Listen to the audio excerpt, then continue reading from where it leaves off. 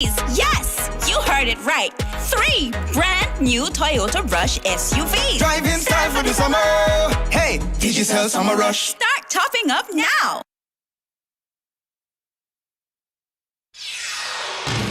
This is the news on top of the hour. Live from our studio in Georgetown. Kaieteur Radio, 99.1 FM.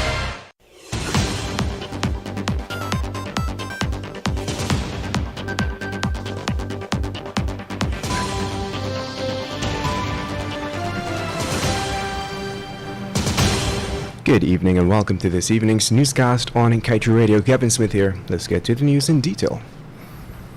Due to the accounting provisions in the 2016 Stabroek Block Agreement, Guyana only has a 2-year window to audit all costs expended by ExxonMobil and its partners, Hess Corporation and Sinnoc Petroleum Guyana, in a fiscal year.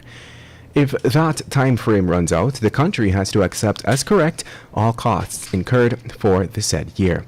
Since Guyana failed to audit in a timely manner the costs ExxonMobil and its partners incurred for the Liza Phase 1 and 2 projects, the oil companies can fully recover over $3.5 billion and $6 billion respectively.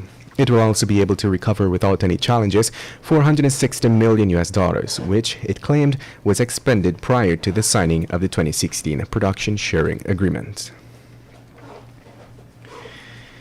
And in other news, evolving regulatory measures governing the oil and gas industry are among the reasons being cited by ExxonMobil for a decision to shutter its refinery in climate-friendly Norway, according to recent international reports.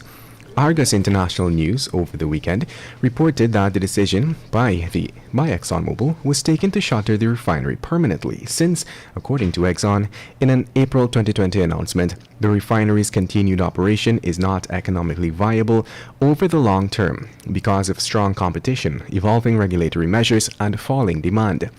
The decision by ExxonMobil comes as the company continues flaring in the Stabroek Block from the Liza oil vessel offshore Guyana. New guidelines had been issued 6 days before ExxonMobil's Guyana subsidiary, ESSO, submitted an application for a gas pipeline for the government's Gas to Energy initiative.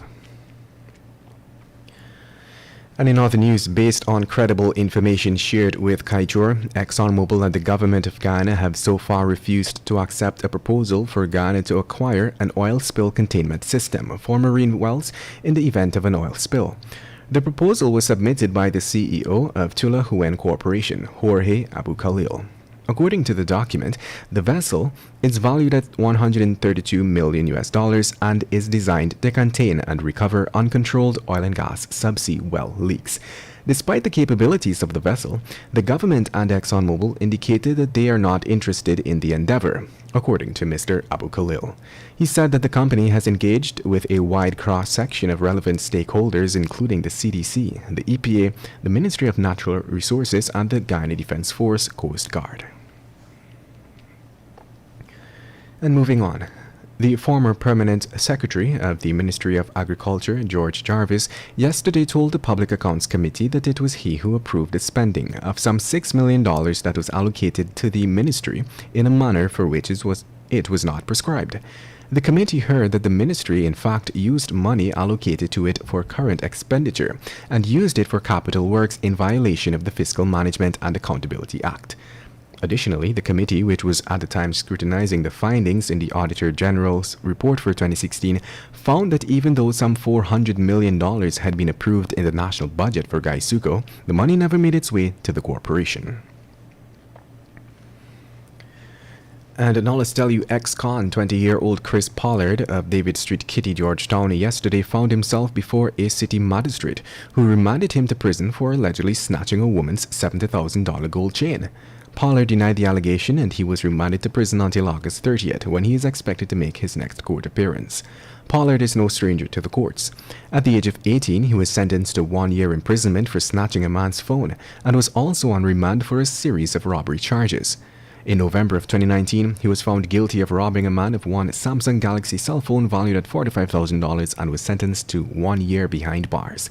In March of 2019, Pollard was slapped with 5 counts of robbery, and in 2018, he was charged for taking his father's firearm and ammunition. And now let's tell you a total of 1,000 house lots will be distributed in Region 4 by the Central Housing and Planning Authority at yet another two-day Dream Realized Housing Initiative. Minister of Housing and Water, Colin Crowell, and Minister within the ministry, Susan Rodriguez, yesterday commenced the distribution at the National Stadium. Individuals who fall under the low-income bracket benefited. Lots were allocated for Block 18, Plantation Golden Grove, East Bank, Demerara. Meanwhile, Minister Crowell announced that the government will be distributing over 6,000 house lots by August 2nd and thousands more by the end of the year. The distribution exercise will continue today and forms part of the PPPC government's promise to deliver 50,000 house lots within the first 5 years in office. And that's news at the moment. Thank you for listening. Coming up at 19:20 is a rebroadcast of last evening's edition of the Glenn Lal Show. Tell it as it is. Want value for your advertising dollar? Then place your ads on Kaieteur Radio's newscasts. Streamed live on 6 different mediums, reaching hundreds of thousands. Advertise today and watch your dollar grow. Call us on 225-8465 or 226-8210 today.